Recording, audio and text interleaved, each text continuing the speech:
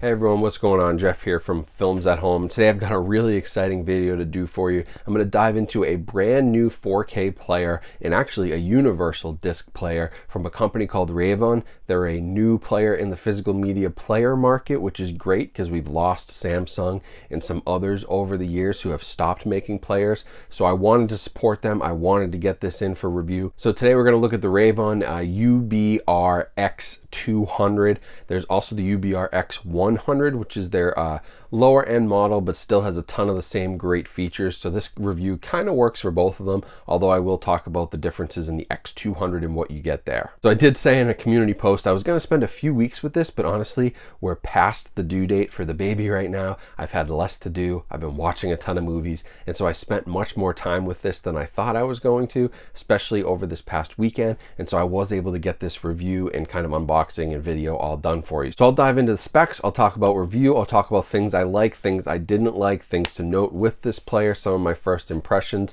while going through a few different styles of discs, both old movies, new movies, Blu-ray, DVD, everything all in this video, and try to do my best to give you my recommendation and really whether or not you should be checking this one out if you're in the high-end 4K player market. So to start, let's talk about pricing. The UBR X100 is $799. The X200 is $1699. So almost $800, almost $1,700, which puts it firmly in between sort of the high-end Panasonics, what the Oppo players were selling for, what some of the Pioneer 4K players were selling for overseas. Those never really made it to the US. So quickly running through the specs here on each of them. The X100 weighs 13.9 pounds and the X200 is a little heavier at 15 pounds. So these are significantly, solid heavy players, almost like an audio receiver, that type of build to them. So a lot more heavy duty than sort of your older or typical 4K Blu-ray DVD players you might be used to.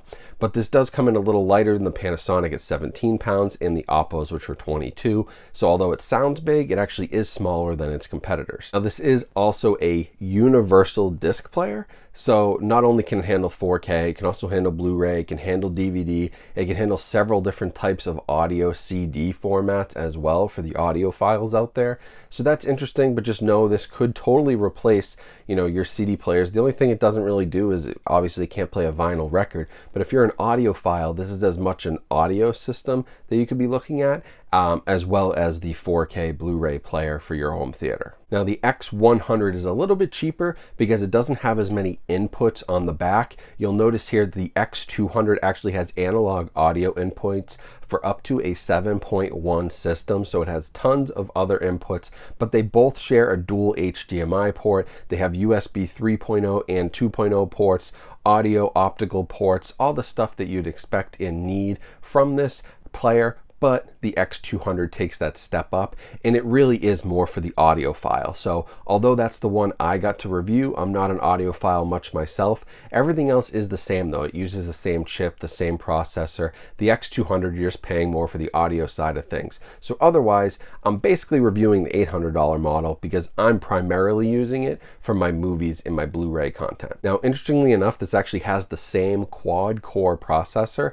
that the Oppo players previously had. So you're getting that same level of performance, or at least you should, and it actually has a very similar chip to the Oppo players. It's a high-end chip. Oppo had a custom-made chip for their players, but these ones are actually off-the-shelf versions, the highest-end version from that same chip manufacturer. So a lot of the hardware and processor capabilities that are on the inside of this thing are very similar to the Oppo, so you are paying for that. Now for formats, this thing can handle HDR10 and Dolby Vision on 4K, but it does not handle HDR10 Plus. And I'm actually okay with that, but that's because I'm not in the Samsung fan club. So if you have a Samsung 4K TV, which is not typically doing Dolby Vision and has HDR10 Plus, this might not be the player for you because it doesn't support HDR10 Plus. You'll still be able to get HDR10 just fine, but for me, that's perfect. I don't care about HDR10 Plus. I've never used it. My TV doesn't use it. My AV receiver doesn't decode it. It does Dolby Vision and HDR10, and that's all I needed.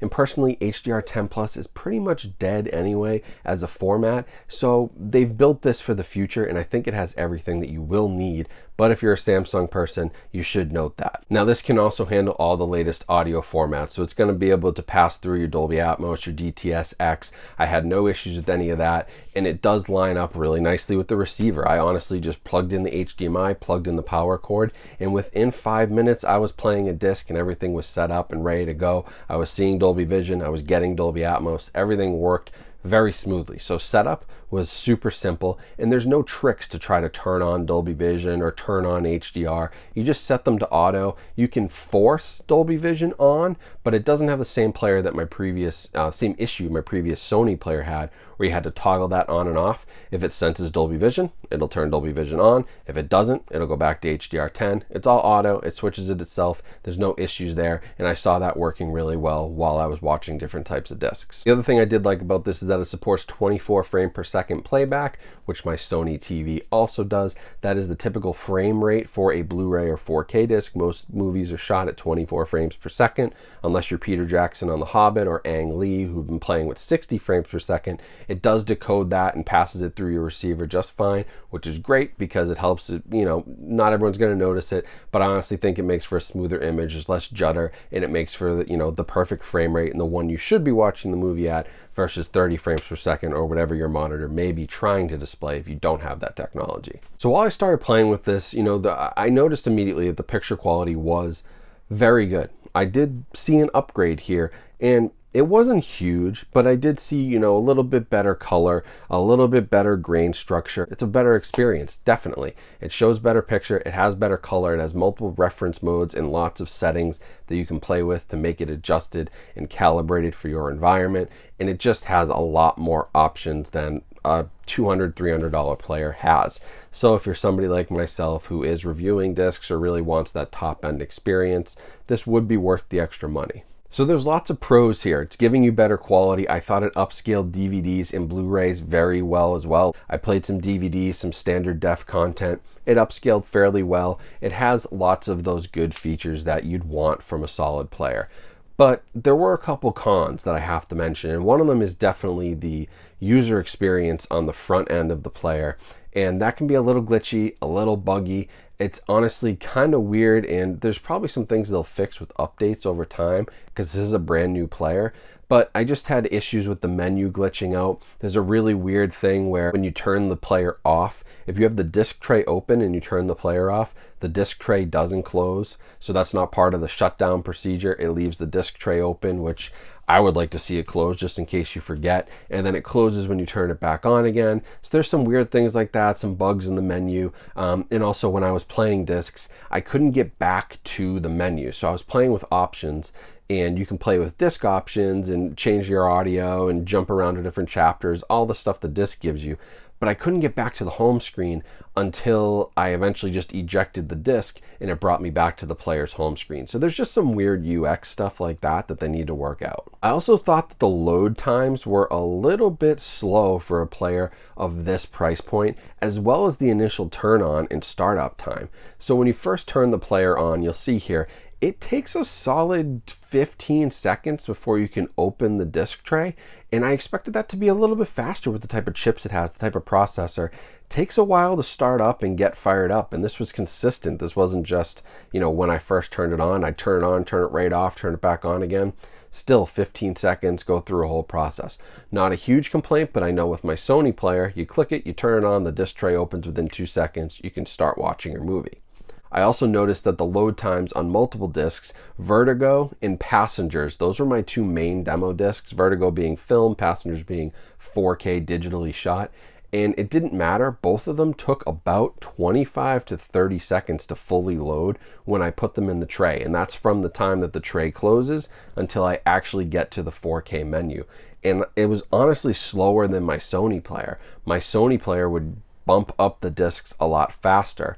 But then, like I said, it was less consistent while watching movies and would occasionally have hiccups or weird things happen depending on the electronics in the room or if the air conditioner went on. Like, I could never really figure that out. So it wasn't as reliable, and maybe that's why this one takes longer to start up. but it's something to note. It's not the quickest player to get going, and I really would have expected it to load discs a little bit faster given the price point and all the technology that was put into this. Overall though, I have to say that I am pretty impressed, and I'd probably be more impressed at that higher price point if I was an audiophile. So I'm looking more at like the $800 player, which would be just your universal disc player. It has the basics, it doesn't have all the extra audio inputs and extra audio encoding and all of that stuff. And for $800, honestly, it's not a bad deal. I know it's very expensive, but you only need the X100 if you're a movie fan and you got a home theater. If that's what you're focused on, you only need that one. And compared to the Panasonic, which is $1,000, Oppo players, which are selling for $2,000 or $3,000, this comes in underneath them. So it could go either way. As with most of my reviews, it comes down to your budget. I would never say spend $800 on this, you need to have this today, because I don't think you need to have this player. I am happy I have it, and if I had the choice between the two and money was no issue, I would definitely go with this one over a Sony player, and that's what I've done in this situation. But for the average person out there, I can't say that this is worth your money if you're on a strict budget. I just can't recommend it. $500 goes a long way for people, and I can't give you that recommendation. But if you're in the market, if you're the right market for this, if you're in high-end home theater installations, if you're doing a home theater in your house and starting from scratch and spending a lot of money on it, yeah, spend the money, because it's going to be worth it. You'll get better picture quality. You'll get more reliability with your discs and the way they're read. It gives you every option you'd ever want, from 4K to 3D to Blu-ray. Great upscaling, all the highest end processors and chips. This is what you want. But again, average Joe out there who's trying to make it, day by day, living paycheck to paycheck, or has, even just a family to feed and, can't drop this money on it, I can't tell you you need this. It's not that much better that you're going to experience something entirely new. Your Sony or your Panasonic or your $200 player is still going to give you a great experience. It really comes down to the disc. I've compared many players now, and while yeah, there's slight differences here or there, the disc is really what matters at the end of the day. How good is the disc? How good is the transfer? And I love having high-end stuff. It's wonderful. But if you don't have a good disc, nothing's going to fix that. So that's it for this review. Hope you guys enjoyed it. These are just my first impressions. I could give an update in a few weeks if things change. But so far, I've watched several different movies, different types of formats, DVD, Blu-ray, 4K, shot on film, shot digitally, different audio tracks. Everything has been a really, really solid experience. And so I appreciate Reavon sending this out, and Zappity for working with me here in the US to get me the X200 to review. If you're the audio type person, you need the X200. That may be one of the nicest all-in-one packages, visual, audio, Blu-ray, CDs, maybe one of the best packages out there. If you're just looking for a movie experience, you can certainly go for $800 and get the X100,